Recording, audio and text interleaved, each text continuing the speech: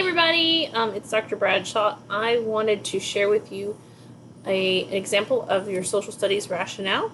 And I'm using Screencast-O-Matic to record myself, and you can see I'm here, hello, but I'm also recording my screen. You can use PowerPoint and record your voice. You could do the same thing with Prezi. Or you could use Screencast-O-Matic, just record a video of yourself like I did last time. You could do what I'm doing here, which is use both. Or you could just record your screen. Any or all of those options are fine. I thought it would be easier for you guys to see the pictures if I just have a pretend brown bag. But it is really great to actually have a brown bag for your students. They need that, hands-on experience. I also wanted to show you I have my shirt in accordance with what we did last week, which is Native Americans discovered Columbus. I really enjoyed reading everybody's responses to the prompts and the multimedia artifacts. And it's really fun to just think about how we can flip something as much as Columbus discovered Native Americans to Native Americans discovered Columbus, and it has an entirely different meaning. I also apologize for my humidity hair. The rain is not serving me very well today, but let's go ahead and get started, because I did want to have you guys have an example so that you could base your rationale off of. So, this is my virtual brown bag, social studies rationale, why I think it's important to teach social studies. Now, you all know that I am team social studies cheerleader, so I'm really pumped about social studies for all sorts of reasons. And my reasons are not expected to be your reasons, but this is why I think social studies is important, and it's important to me and has so much meaning in my life. First off, I have a picture of Susan B. Anthony. And the reason I have this is to signify that everyone has a voice. Susan B. Anthony fought for women's right to vote, and for women to have a political voice. But she's definitely not the only person who fought for it. You have Ida B. Wells, you have Martin Luther King, you have Frederick Douglass, you have Thomas Jefferson, the writers of the Constitution and our founding fathers. All of them put forth their ideas that was to try and have a voice for more people. So I want my students to know that they have a voice and they have a role to play in our community, in our society, in our government, and I want them to use their voice well and use it wisely and make a difference to promote the better, make a better world. The second reason that I have is to promote democracy, and I have a short opening to the Constitution, which, let me just remind you, because we kind of forget everything past we the people, but we the people of the United States, in order to form a more perfect union, establish justice, to ensure domestic tranquility, provide for the common defense, promote the general welfare, and secure the blessings of liberty to ourselves and our posterity, do ordain and establish this Constitution for the United States of America. Once you guys graduate, I don't know if you've been to a UNG graduation, you see the cadets who are being sworn in to the military, and it always is so powerful to me to see them swear in, and the person overseeing the swearing in reminds them that they are not pledging allegiance to a president, a ruler, a politician. They are pledging allegiance to the Constitution of the United States. And so I want my students to understand the benefits of this document, and that this is what we are fighting for, is the ideas that are present here. And there are all sorts of different ways to promote democracy, but this is the artifact that I chose to represent that. Next one I have is to remember the past and use that to interpret the present.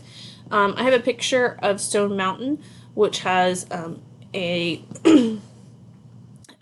different statues. I'm forgetting. I can't remember the word right now. Engravings, that's the right word. But of different Confederate generals, and as well as Jefferson Davis.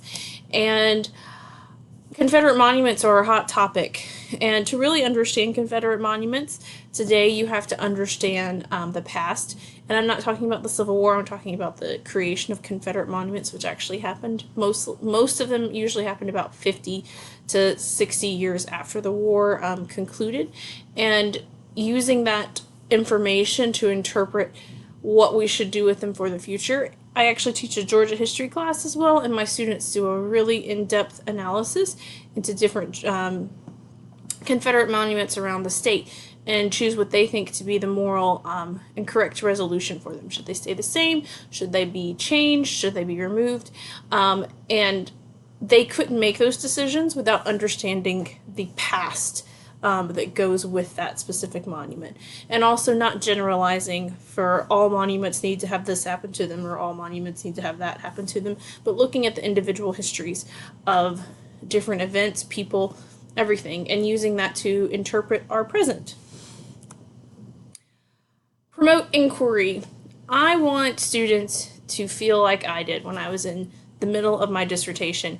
And this is a picture of me in an archive, which is not really an archive. And if you look closely, you see that there is a foam mattress and a shopping cart and some other, like an upside down table that's in between me and the file cabinets that I have to get to that have the documents that I was looking at to be able to research my dissertation topic, which was a biography of a man from my hometown.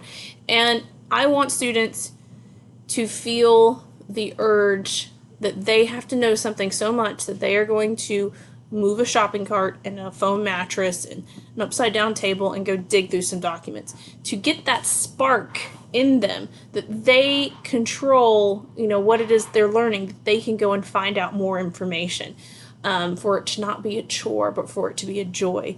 I want that for my students. I want that for you all. So that is what social studies can give you, because it can give you that interest, like, oh man, I didn't know Helen Keller did that, or I had no idea that about Woodrow Wilson or Christopher Columbus, and you want to know more. So providing that spark to promote more inquiry. Promote empathy. This really probably should have been my number one, but empathy is the main reason that I chose to be a social studies teacher. I strongly believe that people fear what they do not understand, and I want students to learn about other cultures, other religions, other political systems, other countries, and learn as much as they possibly can, because we fear what we do not understand, and that knowledge helps us not move beyond tolerance to actual empathy and caring about other people and caring about their lives. And I want to bestow that upon you. I also want you to bestow that upon your students, that even though you're different from me, we may not believe the same things, we may not live the same place, eat the same food. I care about you because you're a human being and you are valuable. And that is it's the number one reason I think social studies is so important, because it gives us the tools to promote empathy. Promote informed decision making. So this isn't just about money, but it definitely goes in with economics. But it can be, well, I think I should go here on vacation versus here on vacation, or I think that I should vote for this person versus this person. So I need to go and find the reasoning. I don't need to just go with the crowd because my mom said that I should vote this way, or my boyfriend said that I should vote this way, or the guy that I work for is a really big supporter of this person or this team. Have your own reasoning for why you do what you do, and be willing to go and research so that you can make the right decisions.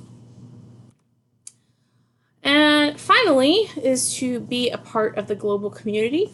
This picture is actually from Hiroshima, Japan.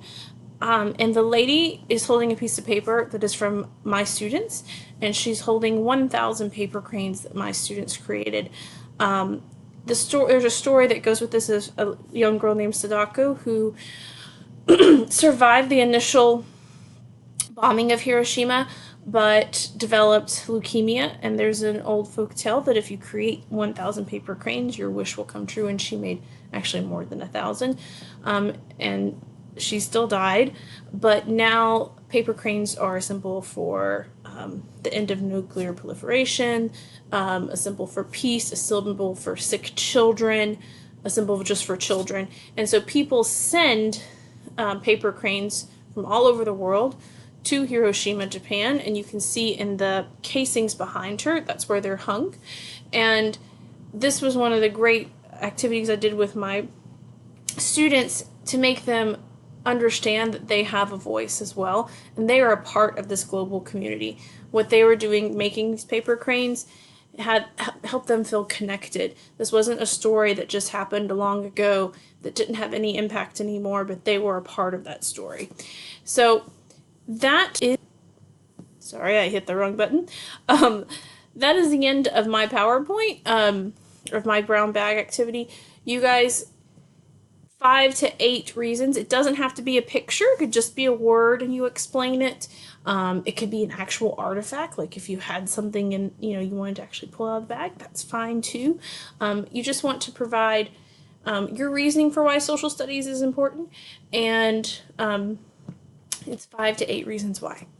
And I look forward to watching them all next week. You're going to post them on D2L, and again, write your 1-paragraph summary relating it back to the pedagogy readings for this week, which are the chapter by Parker and the NCSS themes, it's a short little read of the different social studies themes. That's National Council for the Social Studies, NCSS.